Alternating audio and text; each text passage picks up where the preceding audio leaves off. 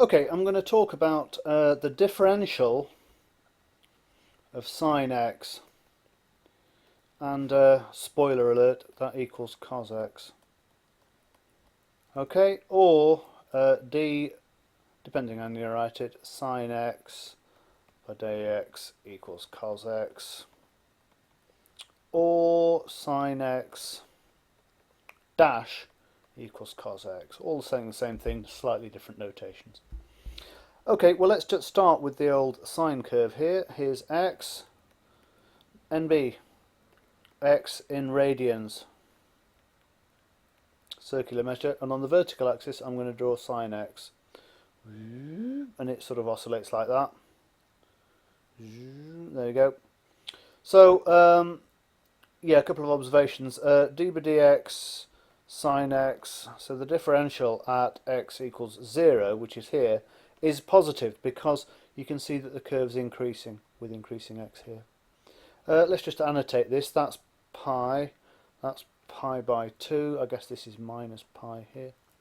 So we also know that d by dx of sine x evaluated at x equals pi by 2, which is this maximum out value there, equals 0. It's got to equal 0 because we're at a local maximum here. So the tangent's horizontal.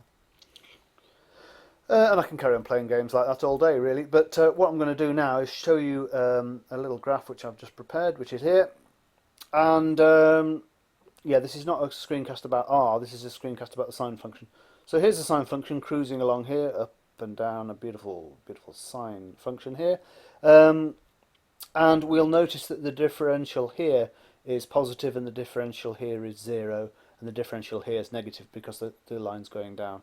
So what I'm going to do is to plot cos x on it as well. I've got it all set up ahead of time. Just put that there. And in this beautiful blue line, we've got cos x in blue.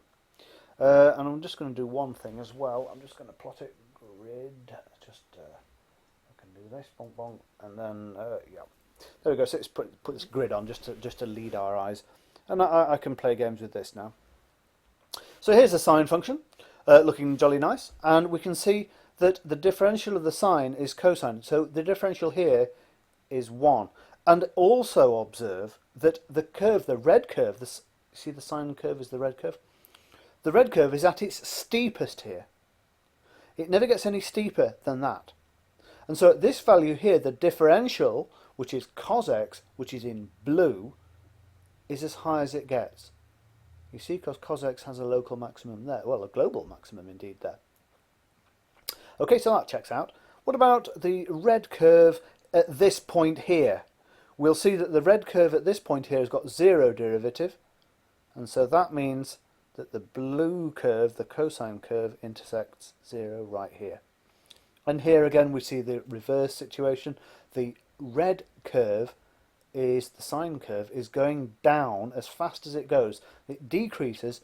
That's a maximum rate of decrease, and that corresponds to the blue curve being as far down, -1, as it can possibly be. I've just realised actually that the graph should be scaled something like this to be absolutely accurate. You see, it's plus or minus 1 there. Maybe even smaller than that.